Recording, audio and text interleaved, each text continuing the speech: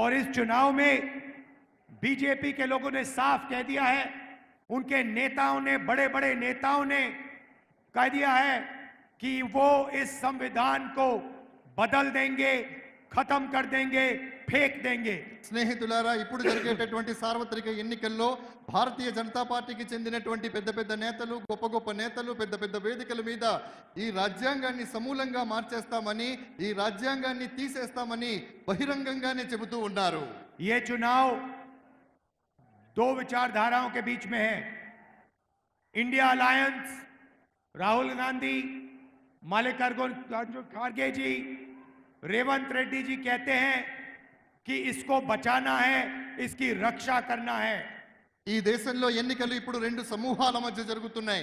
ఒకటి ఇండియాకి సంబంధించినటువంటి సమూహం, అందులో రాహుల్ గాంధీ గారు, మల్లికార్జున్ ఖర్గే గారు, మీ ప్రియతమ ముఖ్యమంత్రి రేవంత్ రెడ్డి గారు, వీరంతా ఉన్నారు. వీరేమంటున్నారంటే ఈ పుస్తకాన్ని పరిరక్షించాలి, ఈ రాజ్యాంగాన్ని పరిరక్షించాలి అంటూ ఉన్నారు.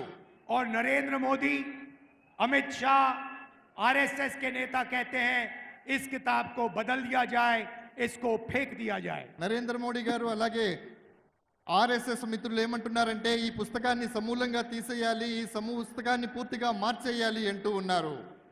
हम इस किताब की रक्षा करेंगे, कोई भी शक्ति इस किताब को डैमेज नहीं कर सकता है, खत्म नहीं कर सकता. మేము ఈ రాజ్యాంగాన్ని పరిపూర్ణంగా పరిరక్షిస్తాం.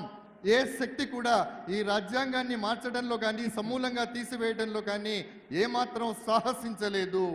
भाई और बहनों, आपका जमीन का हक, आपको जो आरक्षण मिला, आपको जो सरकार में रोजगार मिलता है, पब्लिक सेक्टर, वो सब इधर से आया है.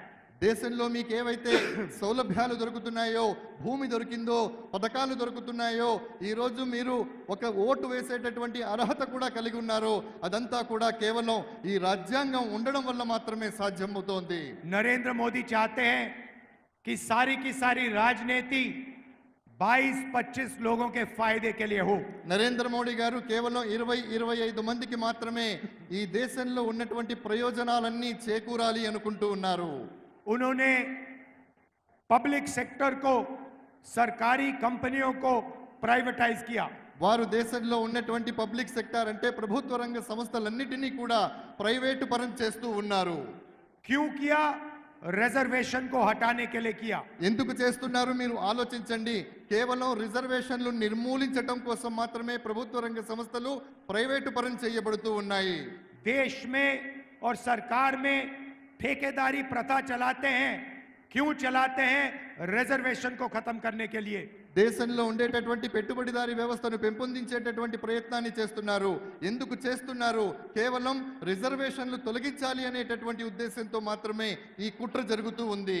लड़ाई इस बात की भी है, वो रिजर्वेशन को खत्म करना चाहते हैं, हम रिजर्वेशन को 50% से ज्यादा बढ़ाना चाहते हैं. ప్రధానమైనటువంటి యుద్ధం ఎందుకు జరుగుతుందంటే వారు రిజర్వేషన్లు సమూలంగా తీసివేయాలంటున్నారు. కానీ మేము ప్రభుత్వంలో వచ్చిన తర్వాత 50% రిజర్వేషన్లను ఇవ్వాలనుకుంటూ ఉన్నాము. भाई और बहनों, हिंदुस्तान में अगर आप पिछड़ों की, दलितों की, आदिवासियों की आबादी जोड़ दें तो ये मेजॉरिटी बनती है. మిత్రులారా, స్నేహితులారా, దేశంలో ఉన్నటువంటి ఆదివాసీలు అంటే గిరిజనులు కానివ్వండి, వెనకబడ్డటువంటి వాళ్ళు కానివ్వండి, వీళ్ళందరి యొక్క గణన గనక మనం చేసినట్టయితే అద్భుతమైనటువంటి ఫలితాలు సాధించే అవకాశం ఉంది. कम से कम 50% पिछड़ा वर्ग है.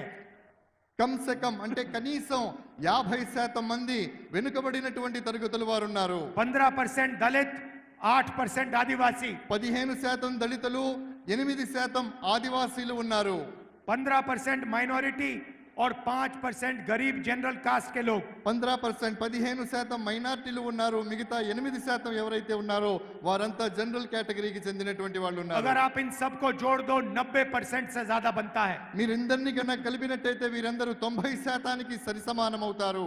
मगर इन लोगों को हिंदुस्तान में भागीदारी नहीं मिलती. కానీ భారతదేశంలో వీళ్ళకి ఎప్పుడూ భాగస్వామ్యం దొరకదు. इसीलिए हमने निर्णय लिया है कि जैसे तेलंगाना में जाति जनगणना हुआ, वैसे ही हिंदुस्तान में जाति जनगणना होने वाला है। కాబట్టి మేము ఒక దృఢమైనటువంటి నిర్ణయం తీసుకున్నాము. ఏ రకంగానైతే తెలంగాణలో కుల గణన జరిగిందో అదే విధంగా యావత్ దేశంలో కుల గణన చేయాలి అనేటటువంటి సంకల్పంతో మేము ముందుకు సాగుతూ ఉన్నాం. हिंदुस्तान के दलितों को, आदिवासियों को, पिछड़ों को, गरीब जनरल कास्ट के लोगों को, माइनॉरिटीज को पता लगना चाहिए उनकी कितनी शक्ति है, उनकी कितनी आबादी है और उनकी कितनी भागीदारी मिल रही है। దళితులు కానివ్వండి, గిరిజనులు కానివ్వండి, ఆదివాసీలు కానివ్వండి, మైనార్టీలు కానివ్వండి, సామాన్యులు కానివ్వండి, వీళ్ళందరూ దేశంలో ఎంత శాతం ఉన్నారు అనేటటువంటి విషయం వారికి తెలియాలి. వాళ్ళ శక్తి ఏమిటో ఈ దేశంలో వాళ్ళకి తెలియాలి. और जाति जनगणना के बाद क्रांतिकारी राजनीति शुरू होगी। हिंदुस्तान की राजनीति हमेशा के लिए बदल जाएगी, क्योंकि एक गहरा सच हम सबके सामने दिखने लगेगा। స్నేహితులారా, కాబట్టి ఈ రకమైనటువంటిది జరిగినప్పుడు దేశంలో నిజమైనటువంటి రాజకీయం ప్రారంభమవుతోంది. ఒక ఉజ్వలమైనటువంటి రాజకీయ చైతన్యం వస్తోంది. ఆ రాజకీయ చైతన్యం రావాలి అనేటటువంటి ఉద్దేశంతోనే మేము ఆ దిశగా ప్రయత్నాలు చేస్తూ ఉన్నాము. 2-3% लोग हिंदुस्तान को चलाते हैं। सारी की सारी संस्थाएं उनके हाथ में हैं, सारी की सारी कंपनियां उनके हाथ में हैं, सरकार उनके हाथ में है।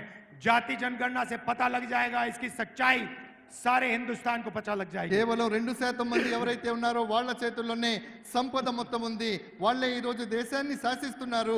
ఎప్పుడైతే మనం జనగణన కులగణన చేస్తామో అప్పుడు నిజమైనటువంటి స్టాటిస్టిక్స్, నిజమైనటువంటి నిష్పత్తి బయటికి రావడం జరుగుతుంది. అప్పుడు మన శాతం ఎంత, మన వాటా ఎంత అనేటటువంటి విషయం మనకు అర్థమవుతుంది.